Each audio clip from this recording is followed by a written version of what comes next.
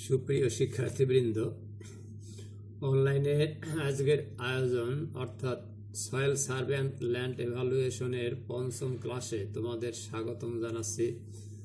আমি সঞ্জীব কুমার পাল, অধ্যাপক, মৃত্তিকা বিজ্ঞান, সরকারি গৌরনদী কলেজ। আশা করি পরম করুণাময়ের কৃপায় তোমরা নিরাপদে আছো।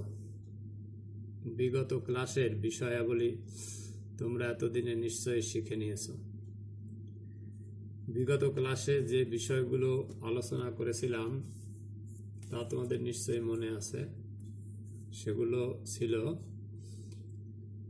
Stereoscopic examination, soil catena, soil correlation and classification, soil mapping legends, soil grouping on the map.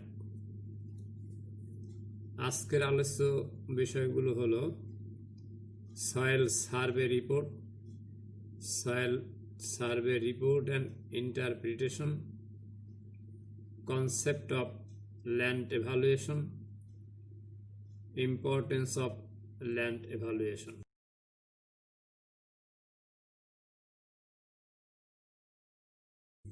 প্রথমেই আজ আলোচনা করব সয়েল সার্ভে রিপোর্ট। জরিপ রিপোর্ট তৈরি, preparation of soil survey report.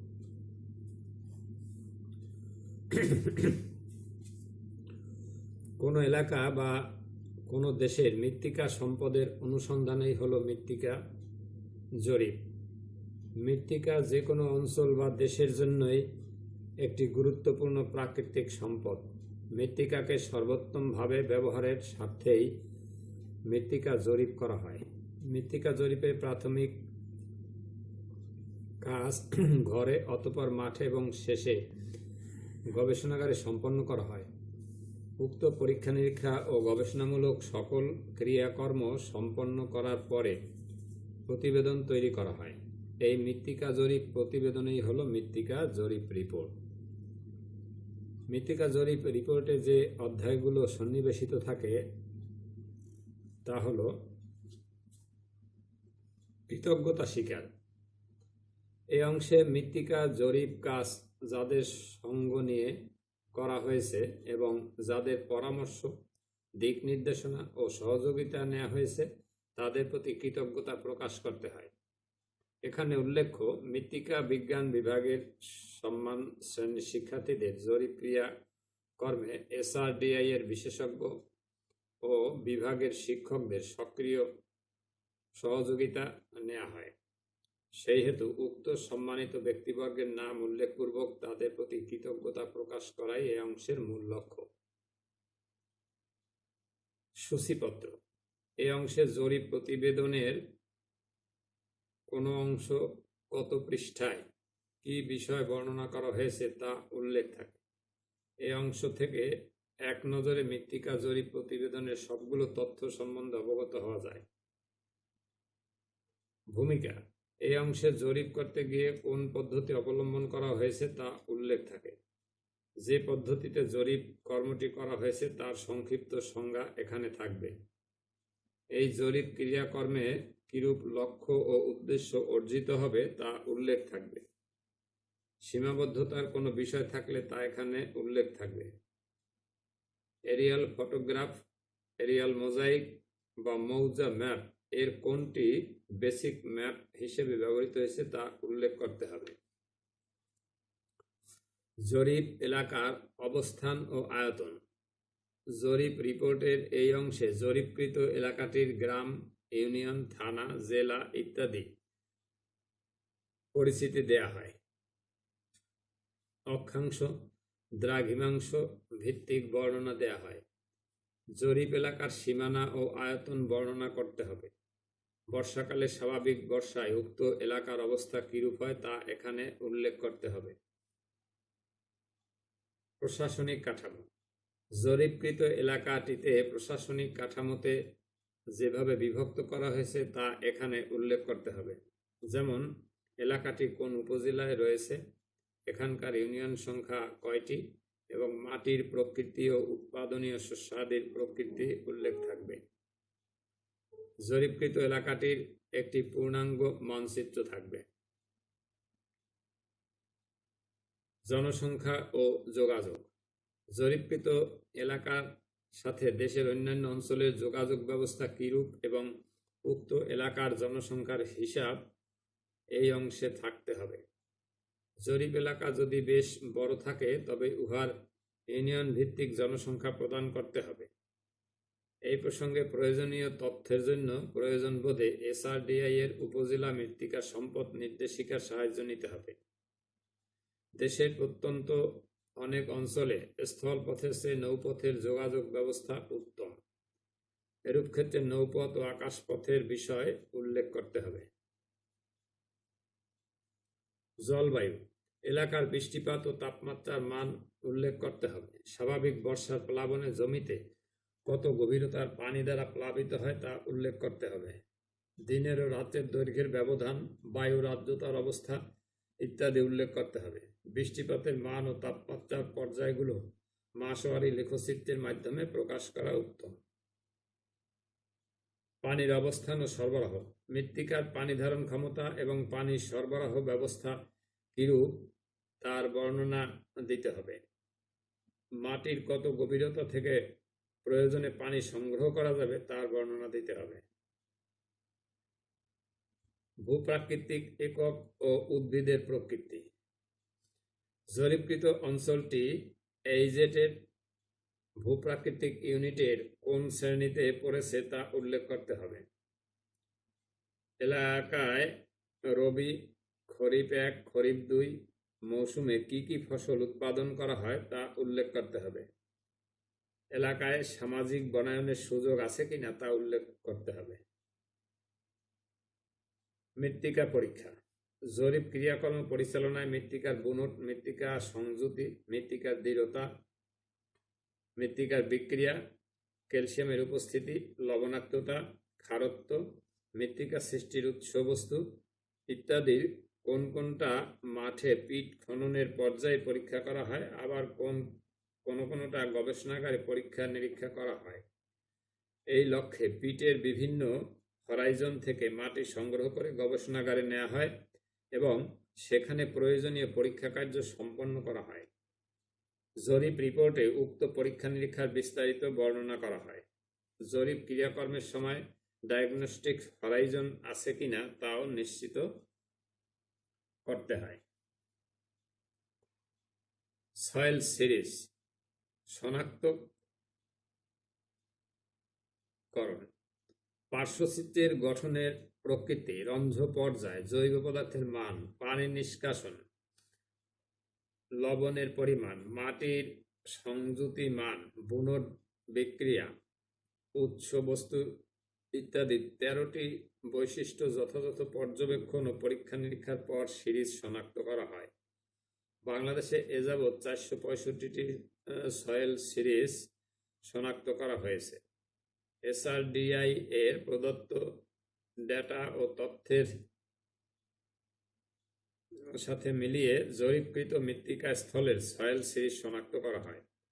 এই প্রক্রিয়া সমাপ্ত করে সুনির্দিষ্ট হিসেবে সয়েল সিরিজের নাম নির্ধারণ করা হয়, যেমন Jhalakathi series, Tejgaon series, Satla series ইত্যাদি। জরিপ রিপোর্টে সিরিজের মাঠে দেখা অনুভব দ্বারা ও গবেষণাকালে পরীক্ষা দ্বারা নির্ধারণ করা সকল বৈশিষ্ট্য লিখে অতঃপর সয়েল সিরিজের নাম লিখতে হবে। ট্যাক্সোনমিক শ্রেণীবিন্যাস। এই অংশে জরিপকৃত মৃত্তিকার order, sub order, great group, sub group, family ও সয়েল সিরিজের নামকরণ করা হয়।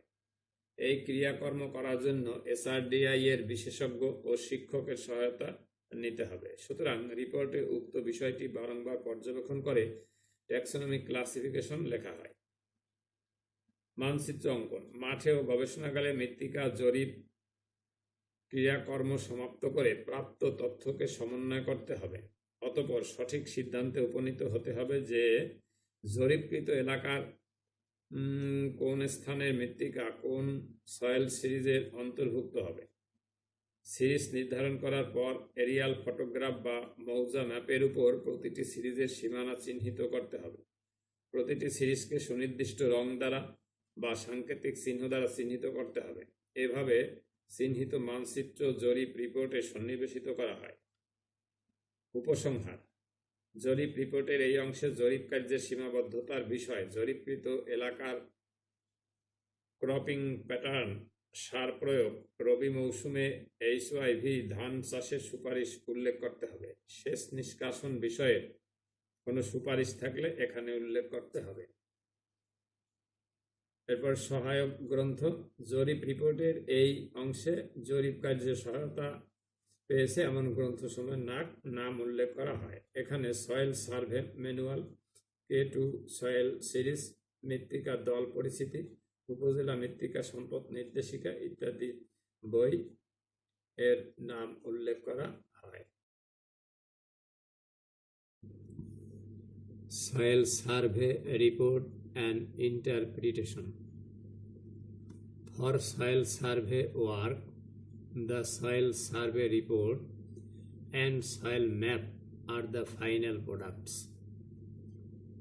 The report embodies general description of the area,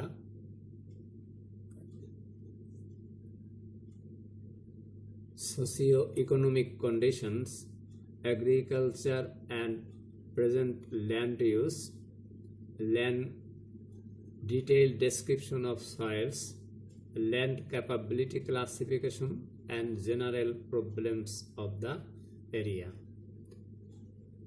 The most important and specific objective of soil survey is to interpret the soils based on their properties and characteristics for various uses.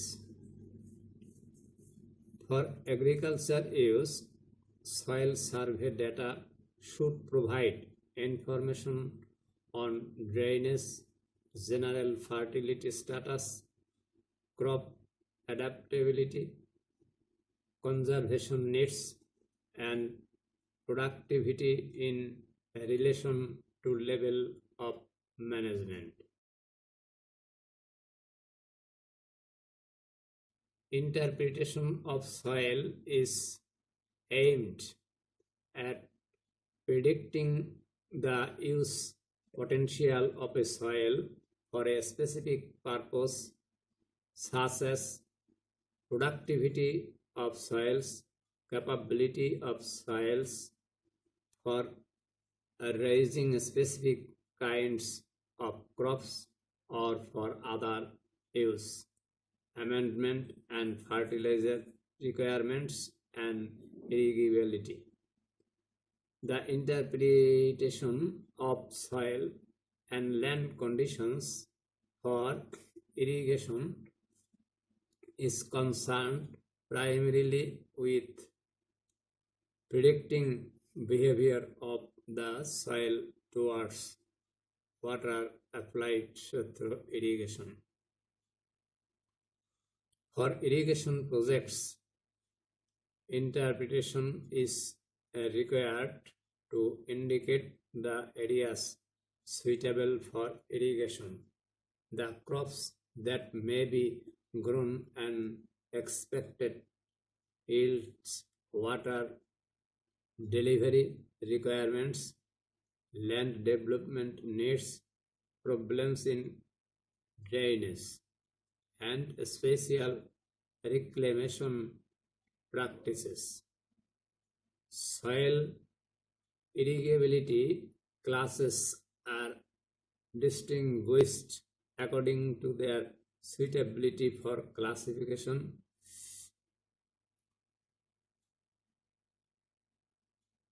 under irrigation.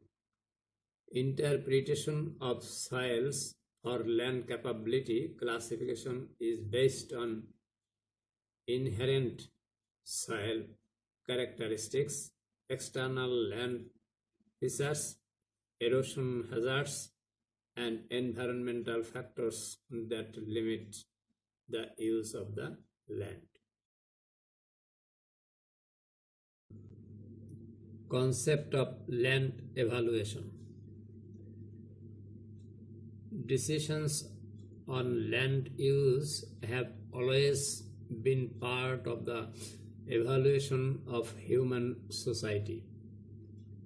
In the past, land use changes often came about by gradual evaluation as the result of many separate decisions taken by individuals. In the more crowded and complex world of the present, they are frequently brought about by the processes of land use planning. Such planning takes place in all parts of the world, including both developing and developed countries. It may be concerned with putting environmental resources to new kinds of productive use. The need for land use planning is frequently brought about, however, by changing needs and pressures involving completing uses for the same land.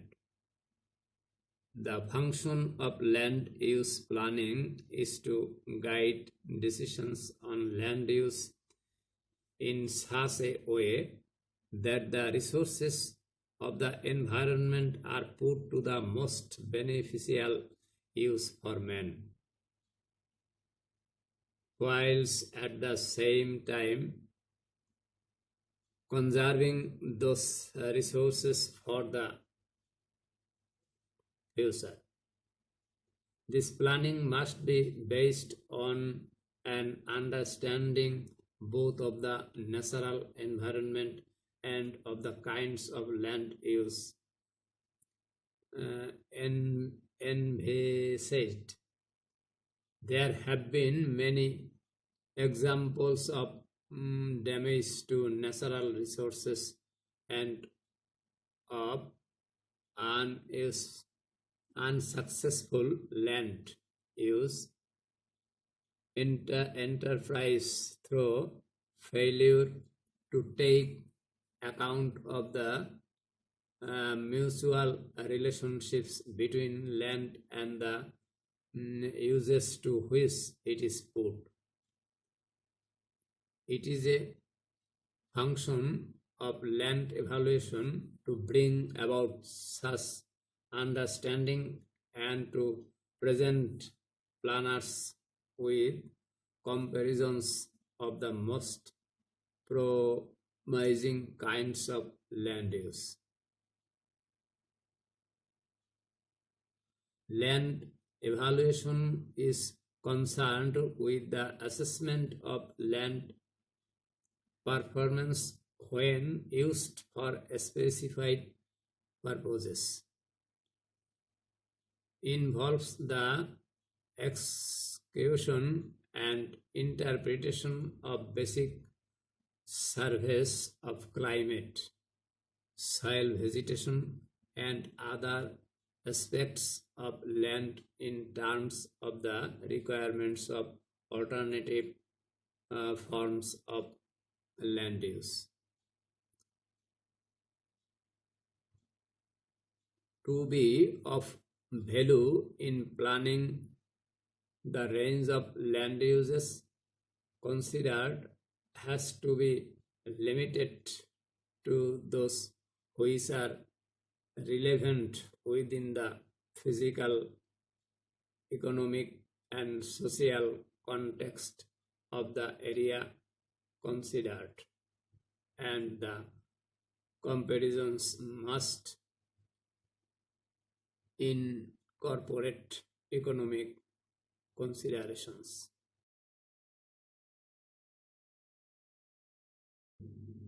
Importance of land evaluation. The amount of cultivable land in the world is finite, and land that has been degraded is almost irreversibly lost for production. As long as the populations who use this land remain small in number, they are able to live in harmony with their natural environment. In the past 500 years, the world's population has, however, increased from an estimated 4 to 7 million in the year 1500 to 1650 million in 1900 and more than 6,000 in 2000. Recent projections point to a figure of around 10 million people by the year 2050. Accordingly, the average per capita available land has been reduced from 0.50 hectare in 1950 to 0.25 hectare nowadays. In some East Asian countries, it is 0.15 hectare or even below. The pressing demand for food and space from a growing population has created a competition for land. The best suitable land is already short in supply and even less suitable. These marginal areas are gradually taken into cultivation. In many developing countries, fuel wood, cash crops, timber for construction, and grazing for livestock complete with food crops for space. Not only on the better quality land, but also on the marginal areas. Coupled with inadequate land use practices, this leads to a creeping soil degradation through loss of plant nutrients and organic matter, erosion, build-up of salinity, and damage to soil structure. In the industrialized world, the demand for more food has led to an intensification of agriculture and a high use of agrochemicals. In the long run, this situation has resulted in the population of soils and ground waters, and subsequently in a growing concern about the protection of the environment. The need for more arable land and the risk for land degradation in developing countries, and the growing concern for a protection of the environment in industrialized countries, including the set aside of agricultural land, arts for a complete a rearrangement of space, and for a more relation use of the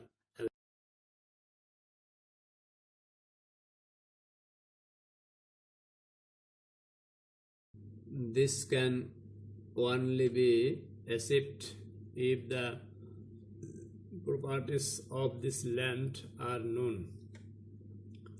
A proper inventory of the natural resources is made, and a correct assessment of the relative suitability for different uses is operated.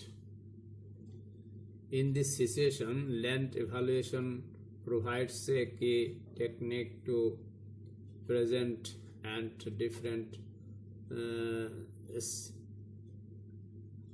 scenarios and select adequate options for decision making. Such decisions about land use need to be made at national, provincial, or district levels, and at the plot or farm level. The basic process is the same, but the level of detail and map scale and different. At present, the importance of land evaluation and ultimately of land use planning should be seen in the context of land becoming a scarce and non-renewable natural resources, which is highly desired, for which there is a growing competition and which obviously holds a proper exchange value. It is moreover linked to a situation whereby decisions to change the use of land may have a large influence on social attitude and on the society as a whole. Agriculture, for example, is often viewed as an environmental problem, but if carefully managed, it can also become an integral part of the environment. If good quality indicators are available to monitor the impact of agriculture or of any other land use activity, then decisions to change might be evident. This situation is developed in more detail in land quality indicators. Monitoring and evaluation on the basis of the above becomes clear that decision making about land use is a political activity with major socioeconomic and environmental impacts. This rise in public concern with planning issues involves that objective and scientifically sound land evaluation techniques need to be developed for the identification of various alternative land uses.